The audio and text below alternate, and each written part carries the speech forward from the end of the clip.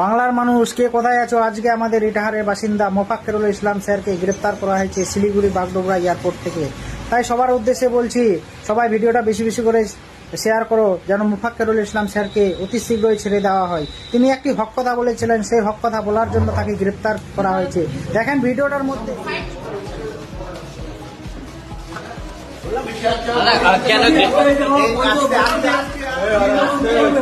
তোমরা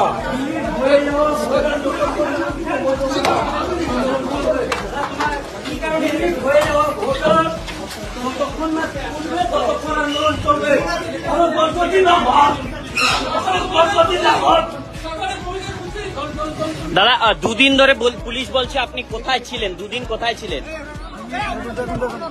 মানে শিলিগুড়িতেই ছিলেন? না না, দুদিন আপনি কোথায় ছিলেন?